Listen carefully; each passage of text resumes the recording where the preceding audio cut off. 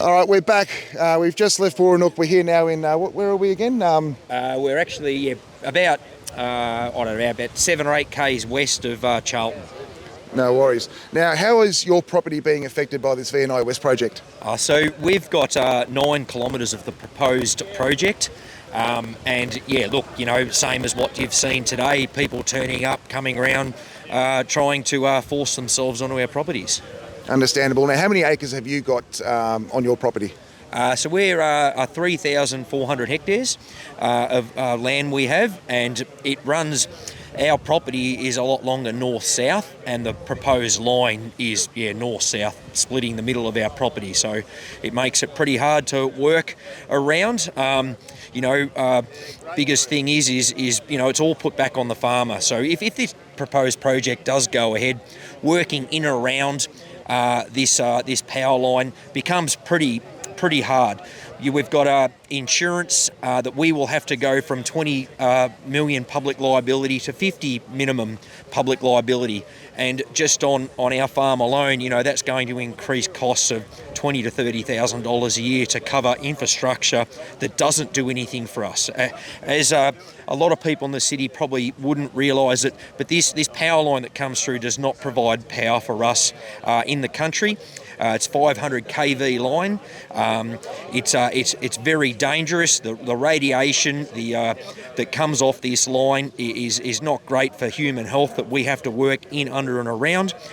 We have lots of trucks that work out in paddocks, tipping off certain products at time. Like, it's the health and safety aspect of that. I've got 3 sons that, would like to come back on the farm, and nieces and nephews that like to come back on the farm, and we've got enough dangers on our farms at the moment to work in and around and under without actually putting a lot more danger out there. And, there's been plenty of trucks over the time that have tipped into the small power lines and died. Having this sort of thing, you'd be probably within 10, 15 metres from the line, and it'd arc across and kill the people. So, all our machinery is getting larger. Our tractors, we've got autonomous tractors, not that we're using at the moment, but for the future of farming, autonomy.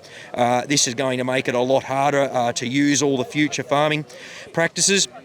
We have a creek that flows through our farm, and late sprays, when it's wet, we use aerial spraying, and that rules aerial spraying out. So protecting our crops to get the highest yield that we can, we won't be able to use the latest technology through what is going on. So a lot of people don't understand that, it's just a power line. It's not just a power line, it's what it actually does to our agricultural practices. Biosecurity, once the easement's there, anyone from the power company can walk onto your property at any time. Weed seed spreading, it's a massive thing. Us farmers, we're very good with our agricultural practices and how we go about protecting our property, and this is just another thing that's going to make it harder for us to do it. You've said basically everything. You've answered every question I was going to ask. Earlier on, Parliament passed some legislation imposing fines if you were to defy court orders to basically get these easements onto your land. Considering the support that we've seen today, there's well over 100 people here already.